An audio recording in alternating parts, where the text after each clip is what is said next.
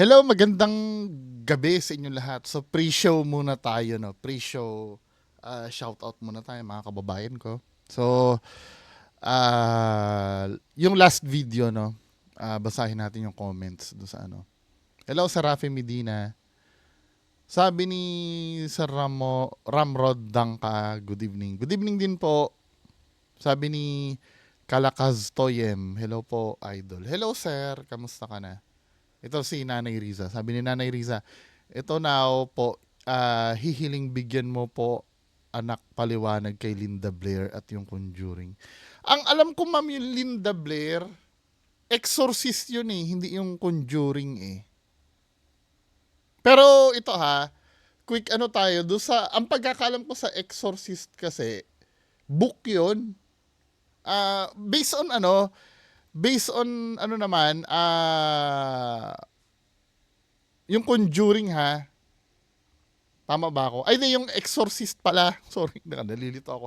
Yung Exorcist kasi, ano yon, book yon, 1949 yung istorya na yon. Ano naman siya?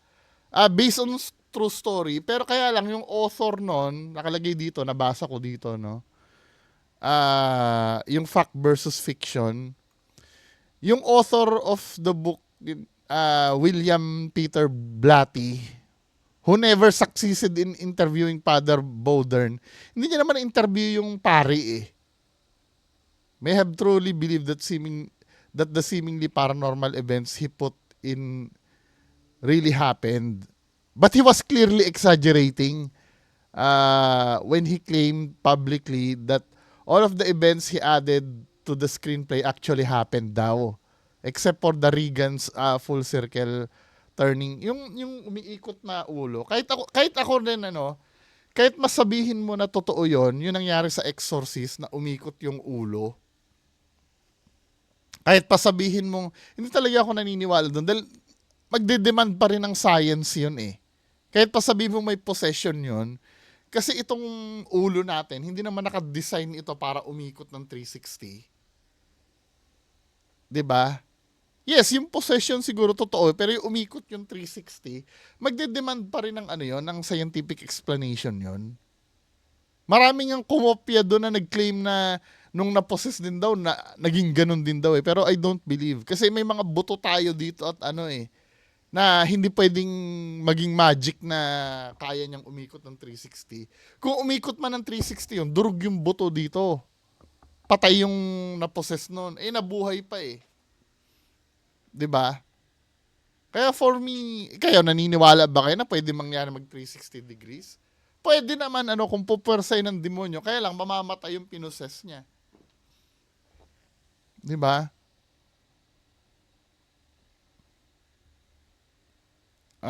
The truth is that none of the strange events of the book or movie took place in the exorcist presence. The one thing that convinced him the devil was present was the sudden appearance of the red marks on his chest, which one time seemed to spell out hell. Yun lang. Pero yung mga nangyari doon, exaggeration lang. Totoo naman yung ano, yung events nung sa The Exorcist. Yun yung kay Linda Blair ha. Yung sa Conjuring kasi, ano yun eh, kay Edgar and Lorraine Warren ba? Tama? Na-expose na rin yun eh. Yung mag-asawa na yun. Edward and Lorraine ba? Tama ba ako? I-google nga natin. Edward and Lorraine Warren.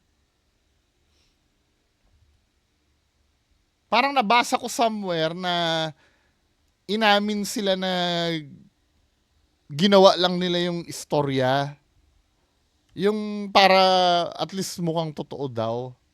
Yung parang in-exaggerated lang nila yung story. Ayan o. Kung mabasa mo dito, sabi, ano, Ed and Lorraine Warren were ghost hunters and demonologists who were involved in many alleged paranormal events. However, some say their claims were exaggerated or fabricated for profit. 'Di ba? Ito yung mga ano Amityville horror. The Warrens were involved in the 1975 Amityville horror case where a couple claimed their home was haunted by a demonic presence. However, some say the story was fabricated by the couple and eyewitness. 'Di ba? And forensic evidence refuted it. Yung Annabelle doll naman, some say they were really distorting self-promoters and sham psychic. Yung Conjuring House, 'di ba? Maraming ghost hunter na ang pumunta doon, wala namang sila na document na ano doon eh. Na kababalaghan eh doon sa Conjuring House. Sam and Colby pumunta na doon.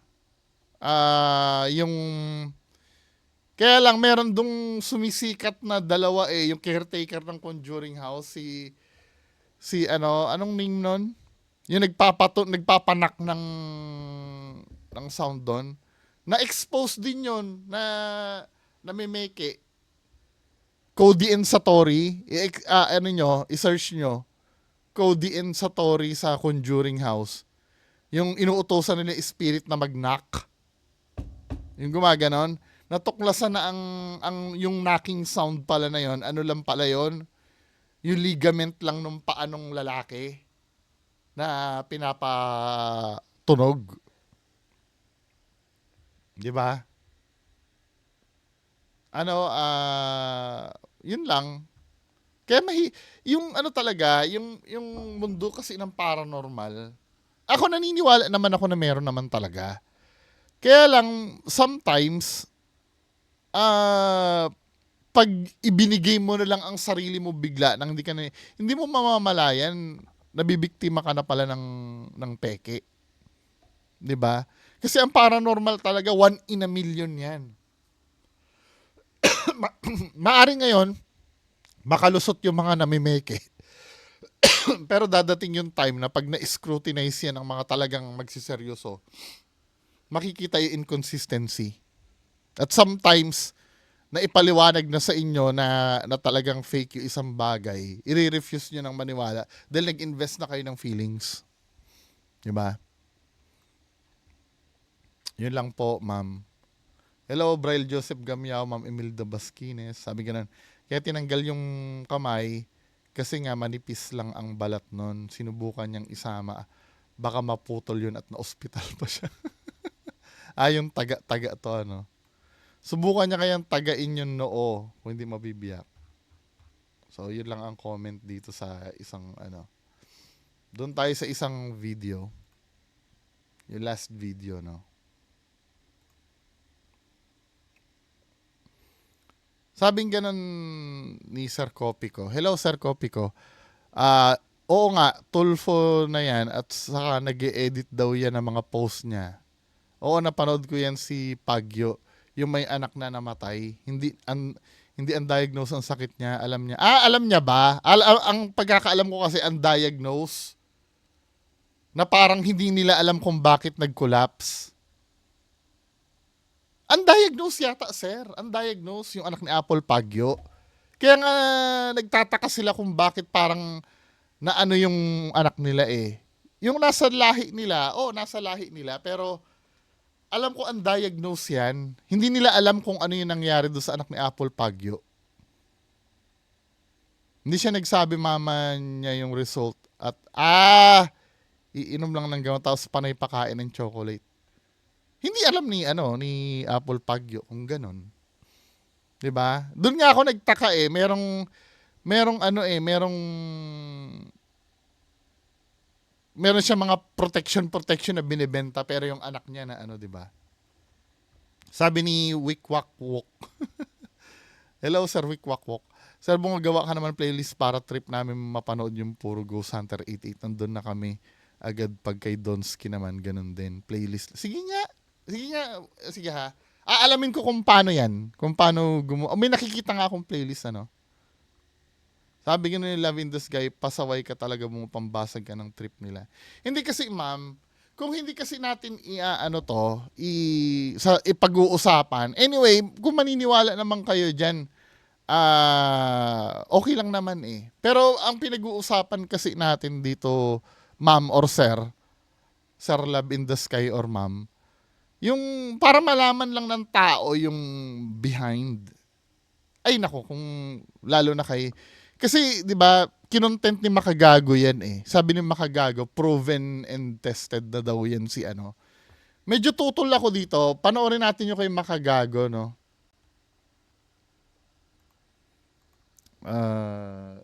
Yung inaano niya. Kasi si Makagago kasi nakakulab niya si ano. Medyo may pagka-fallacy yung ano, failed yung logic nung ano, nung sinabi ni Makagago. Kasi proven and tested na daw si Jay Costura. Kasi nga nakakulab niya si Jay Costura eh. Okay na itong video ni Makagago, kaya lang nung napanood ko ito, 'di ba? Tama yung sinasabi niya dito na hindi alam kung sino 'yon. Parang hindi niya binigyan ng katahimikan yung ano, yung dalawang hinulaan niya. Pero dito ako tutol sa sinabi ni Makagago. Alam niyo kung bakit? Nangyari na ito sa akin nung ako ay hinulaan, no, ni Jay Costura, ng aking mahal na kaibigan na si Jay Costura. Mga kahombre ko, kaso lang this is the difference. Si Jay Costura ay super duper proven and tested. Wrong. Hindi niya nga nahanap yung pinapahanap ng ano eh, do sa tulpo eh, sa seaman eh. Nahanap ba yon? Hindi naman nahanap yun eh. May nakausap kami na ano, na taga doon, yung nandoon din mismo, do sa lugar na yon. Nung pinatawag ni Rafi Tulfo yan, yung pinapahanap yung seaman, siya yung ginawang parang commander-in-chief ng mga investigador doon. Nagalit na nga yung ano daw eh, yung parang pinaka-hepe nung ano doon eh, nung K9 unit, kasi nga parang ang dating pa daw ay parang hindi nila ginagawa yung trabaho nila. Parang andyan lang yun, hanapin nyo dyan. Tapos ang di umano ha, yun ang nangyari. Tapos parang ang nangyayari, parang hindi nyo kasi masyadong hinahanap na parang nadidiin niya pa, parang sila pa yung mali. Hindi naman nahanap yun, di ba? Factual naman na sinasabi ko, nahanap ba yun? Yung seaman? Paano nagiging proven and tested ito si Sir Jay Costura? Di ba? Anda eh. Pakita nga natin yung mga ilang sablay niya ni Sir Jay Costura din para sabihin yung proven and tested yan. Ito 5 lang itong na ano ko ha. Pero ang dami niyan.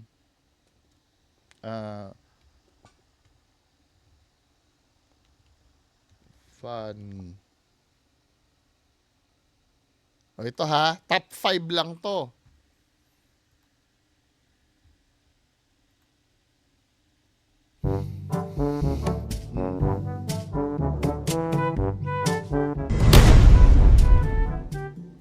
Anong findings ng doktor? Bakit yung pain niya is from here tapos parang may ugat na nag-snap?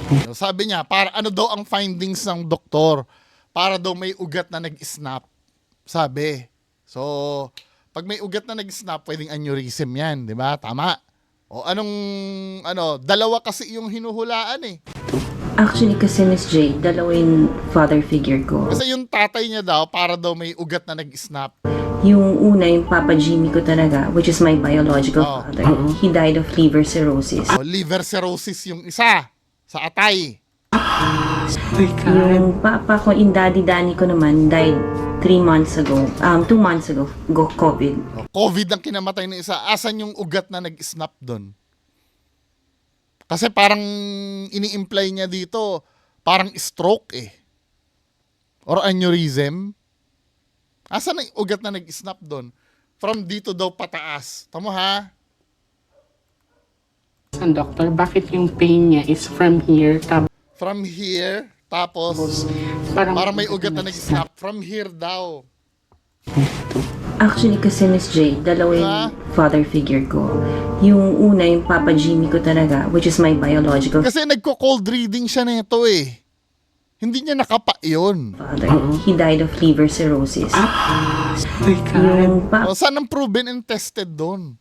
Super duper daw, sabi ni Makagago. yung daddy Danny ko naman, died 2 months ago, COVID. Okay. No, anong kinalamat ng ugat na nag-snap sa liver cirrhosis at COVID. Wala, di ba? Number 4. So, Ito ha, ito yung pinaka-importante sa lahat. Yung kilala niyo si Jovelyn Galieno? Yung nawawala sa Palawan? again, walang pinakitang death card. So, si Jovelyn still alive. Oh, still alive daw si Jovelyn Galieno. Okay. Goodness. Nakumpirma sa DNA test na ang nawawalang si Jovelyn Galieno ang natagpuang kalansay sa Puerto Princesa City, Palawan. Diba? Patay na pala. Kasi yung si Jovelyn Galieno, nung time na dinukot siya, dun din siya pinatay. Nung time na dinukot siya, pinatay. Dahil parang ni-rape yata ito eh. Nakalimutan ko na yung case niyan. Pero ayon sa investigation, nung dinukot siya, nung umamin yung mga dumukot sa kanya, pinatay din agad siya nung kinagabihan na dinukot siya. Kaya yung sinabi ni Jay Costura dito na na still alive daw, may sinasabi pa nga siya doon eh. Parang sinindikato pa nga yan, may businessman pa nga daw na dumukot diyan eh. O paano naging proven and tested yan? 'Di ba? Kilala nyo si Jovelyn Galieno, baka hindi nyo na Jovelyn Galieno. Jovelyn Galieno. Oh, ito yung nawala na matatandaan nyo na kung sino yan, di ba? Siya yan. Yan yung nawala. Tapos napag-alaman sa sa DNA test na yung kalansay na nakita, ay siya talaga yon. Imposible magkamali yon kasi dalawang test ang ginawa. Yung parental test, yung paternal tsaka maternal test. Walang kawala yon. Kasi ang theory kasi, 'di ba? Ang bilis naman naging kalansay. 3 linggo lang yata kalansay na. Pero siya talaga yon. Kasi nung una, PNP yung gumawa nung DNA test eh. Walang tiwala yung mga tao sa PNP kasi nga may chismis na baka mamaya may foul play tapos malaking tao yung sabwat, 'di ba? So dinala nila sa NBI. Yung NBI nag-conduct ng paternal DNA test at saka maternal. Kasi may theory kasi yung mga tao na baka mamaya yung kalansay na yon ay kinuha lang sa kamag-anak ni Jovelyn Galieno kaya nag-positive daw sa DNA. Hindi pwedeng mangyari yung ginawa sa NBI kasi nga nag-positive sa paternal at maternal. Ibig sabihin, dapat anak lang nung mag-asawa yung kalansay. Hindi pwedeng sa side lang ni mother. Pag sa side lang ni mother, magne-negative sa paternal yon. Pag sa side naman ni tatay, magne-negative dapat sa both positive. Sa maternal at paternal. Walang kawala. Dapat yung kalansay na yon ay anak lang dapat nung mag-asawa. Ilan lang ang anak nila? 3. Buhay yung 2, yung kalansay, nag-positive sa kanilang 2. Jovelyn Galieno yun. Yun dapat na naiintindihan ng mga tao doon. Kahit ako din, duda din noon, 3 weeks ba? Naging kalansay agad, di ba? 3 weeks. Pero may mga nangyayari talagang case daw na ganun talaga. Yung mga factor na sa weather, tapos yung kung maraming hayop doon sa lugar, madali siyang uurin, di ba? Pwedeng mangyari daw talaga yon. Okay. Goodness. Nakumpirma sa DNA test na ang nawawalang si Jovelyn Galieno ang natagpuang kalansay sa Puerto Princesa City, Palawan. Diba? Ito isa pa. I don't know kung may nag-wish, pero Ang sabi niya dito, I don't know daw kung may nag-wish. Nagko-cold reading na naman siya. I don't know. Laging ganyan na statement. Kahit kay Makagago, laging ganyan din statement. I don't know kung ano. I don't know kung ano. I don't know. Di ba? Tapos ito, sabi niya dito, to be ready, you have a pregnancy this week. Buntis po ako you have to be ready daw, pero buntis na talaga itong taon to. kakaano po lang namin ano yun? Hindi ko na alam yung Ito, sinundan ko talaga ito, tong case na ito, sinundan ko to. Tagalog niya. We just found out two days ago. Oh my God. Tingnan mo, hindi tayo magkakilala. Oh my God, Miss J! Pero sabi niya, maghanda daw. Ibig sabihin, pagkakaalam ni Jay Costura, hindi pa siya buntis. Nung nalaman ng buntis niya, oh my God, hindi tayo magkakilala. Ito yung pinakamatindi. See? Ang taas ng Tama, sabi dito, ang taas ng chances na baka babae ito. Sabi niyang ganon. chances na baka babae ito. Ngayon, nag-gender reveal. Sinundan ko ito eh. Itong vlogger na to. Sinundan ko ito. Gender reveal nila. 2, 3. Sa boy daw eh. Asa na yung antanas ng chance na babae? 'Di ba? Sasabihin nyo naman, hindi, chance lang naman yung sinabi, hindi naman talaga magiging babae. Chance lang. Pero kahit na nanghula siya nun. Nanghula na tinanggi niya na nanghuhula siya. 'Di ba lagi niyang tinatanggi yun, hindi na panghuhula ang ginagawa ko. Ang card reading, sablay. 'Di ba? After nun, hindi niya na binalikan si Jay Costura. Brother. You have a little brother in the house. I'm so scared. Simple Glay yung channel niyan, pwede nyong tingnan. Sinundan ko yan eh. Ito pa. Nararamdaman ko siya.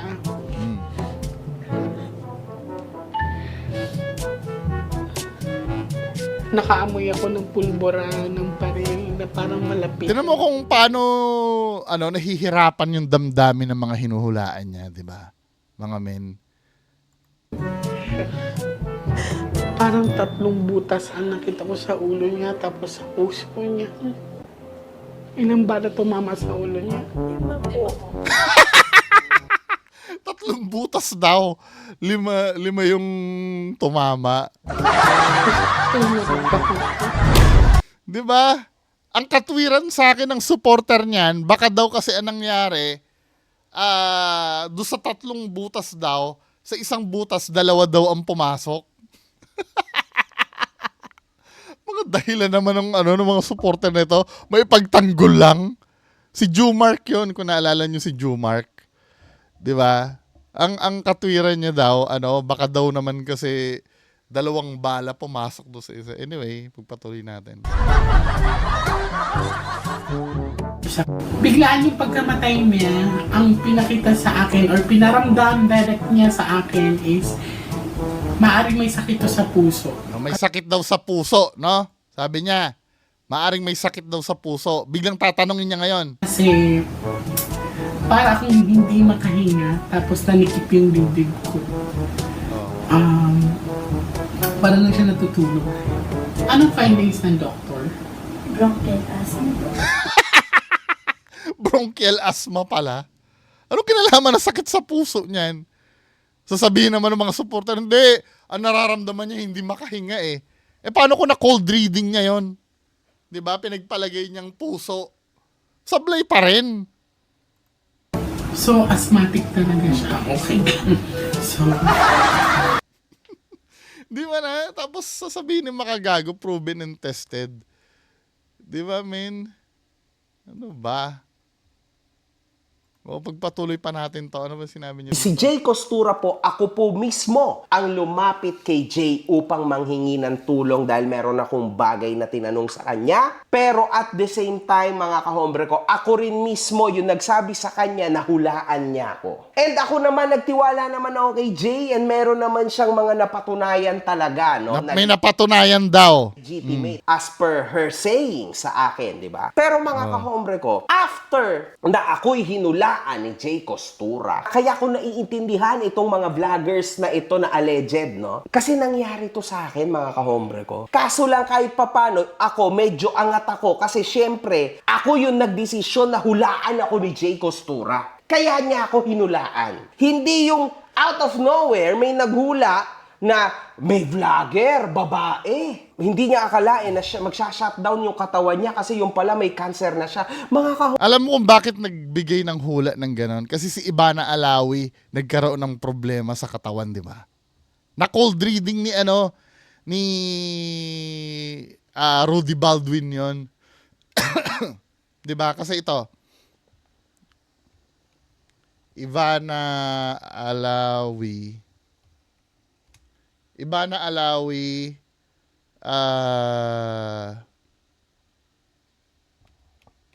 na hospital. Nangyari kasi ito, yan oh. 'Di ba? Kaya lang hindi lang madiretso ngayon ni Rudy Baldwin kung sino 'yon. Yun na ospital na 'yon. 'Di ba? Hindi lang madiretso ni Rudy Baldwin. Hindi, ayaw niyang pangalanan. Pero I'm so sure wag naman po sana. Knock on wood.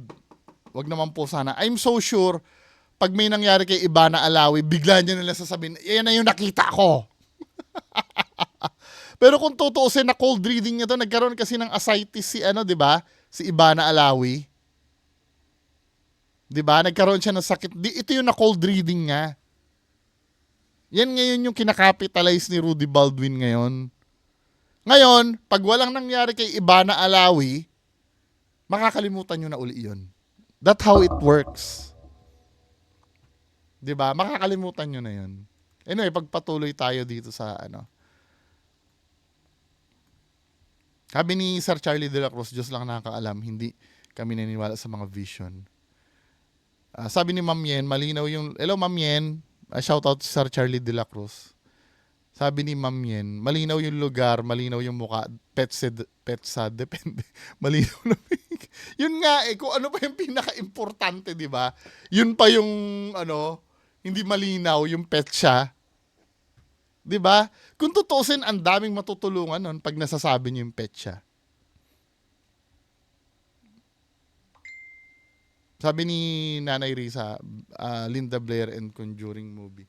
Na-explain ko na kahit papaano. Sabi ni Sir Kifs Os, not convincing hanggat di binabanggit exact time, precise date, exact name ng person, exact location. Pero kung place safe pa rin na panghuhula, hindi pa rin valid. I do agree. 'Di ba? Kasi yun naman ang purpose. Ano ba ang main purpose? Para babalahan tayo, 'di ba? Magbabala ka na walang hindi mo sasabihin kung sino, wala yon. Sabi ni Sir Marco Rosales, bakit pag nagvi-vision sila, wala silang binibigyan na pangalan at oras? Exactly.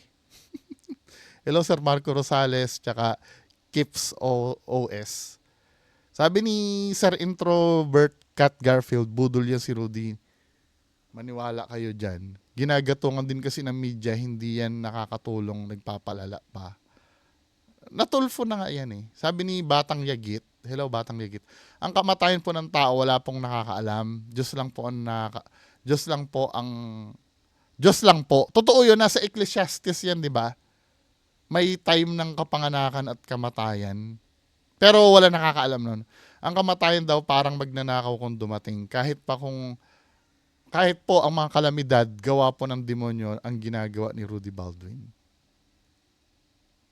Sabi ni Ma'am Cinderella, shout out. Sorry pero kahit kailan tayo naniniwala. Sabi ni... anong basa dito? Fox Ray?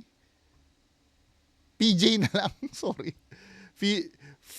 Fox Ray? PJ, yun ang nasa niya eh. Bakit lahat ng hula? Kasi po, pag negative, yan po yung interesting mapakinggan eh. Kasi pag positive, masyadong generic na yon. Di ba? Sasabihin mo, magiging maunlad ang Pilipinas. Magiging hindi na hindi na, wala nang thrill yon pag ganon. Kailangan negative. Parang ganito yan pag pumasok ka ng Jollibee, di ba? Pag ginrit ka ng hindi mo na ikikwento yun sa bahay niya. Alam mo yung pumasok ko ng Jollibee, ginrit ako ng security guard doon, good morning ako. Pero pag pumasok ka ng Jollibee, sinuntok ka kagad ng security guard. Hanggang 1 linggo, kinikwento mo yun. Alam mo ba, nung pumasok ng Jollibee, sinuntok ako ng guard doon? Kasi negative, mas magandang pag-usapan na negative.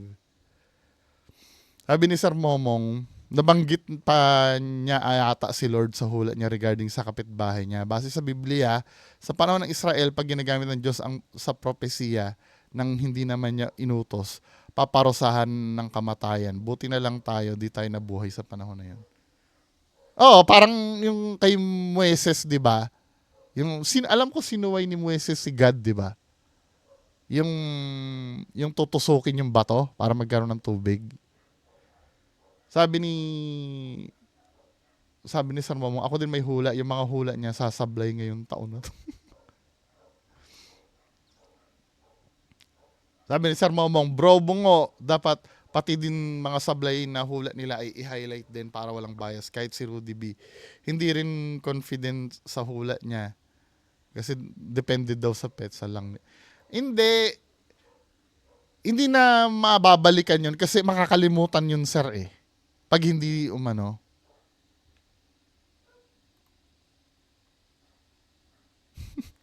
may permisong humusga. The others kontra ka ng Hello, Sir Benjo Camacho. Sir El Jaco, hello. Nagkatotoo din vision ko kagabi, January 15, birthday. Ay, birthday! Ba't di mo sinabi, sir, nang mabati kita? Sayang, happy birthday, Sir El Jaco. Happy birthday. Replyan ko nga dito. Happy birthday, Sir El Jaco.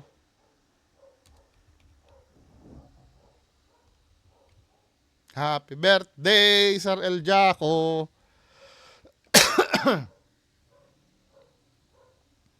Sabi ni Sir Mario Bonina, ako po medyo iba po ang ibig sabihin sa akin ng visionary. Para sa tingin ko po, ibig sabihin noon, mag-o-observe ka sa mga event na nangyayari sa paligid ng mundo, tapos mag-analyze, tapos magbibigay ng input kung ano yung pwedeng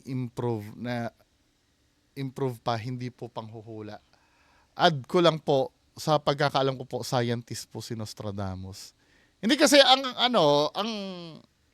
kaibahan kasi nitong ginagawa kasi ni Rudy Baldwin. Wala naman siya out of nowhere. Ang sabi niya nga galing daw sa pader, 'di ba? Kaya hindi scientific yung ginagawa niya. Hindi katulad nung, 'di ba, Feebox ganito, no? Or ang Pag-asa. Yung Pag-asa may makikita na sila na bagyo na darating. Ngayon, based sa wind speed, direksyon ng hangin, babasahin nila kung kada araw kung saan dadaan yung bagyo. Hindi pa nangyayari yun pero nape-predict na nila kung saan dadaan ang bagyo base sa mga scientific datas. 'Di ba? Si Rudy Baldwin kasi, I don't know kung ganun ba si Nostradamus. Pero salamat sa input kung scientist talaga si Nostradamus. 'Di ba? Yung tawa ni Boss Bungo parang si Araw ng Twilight. Sino yun? Twilight. Yung may mga vampira. Hindi ko na kasi naabutan yan eh. Vampira at werewolf yan, yung Twilight, di ba? Hello, Sir Flitzpe. Si Flitzpe, active na active. Ma'am Emmy. Kung tunay sila hulaan nila lalabas sa loto, para hindi na siya kailangan manghula para kumita. O nga naman, Party. May natatawa ako. May kinuwento sino ba yung manghuhula na yon? Jay Costura ba? Nakalimutan ko na eh. Piniloso po daw siya. Sa isang store daw, tinatanong niya, may ba kayo dito? Nagbebenta ba kayo ng, let's say, nagbebenta ba kayo ng sigarilyo? Hindi sigarilyo yung hinahanap. Pero let's say ganun, ang sagot daw kay Jake, ba't ninyo po nahulaan kung meron? Wala lang.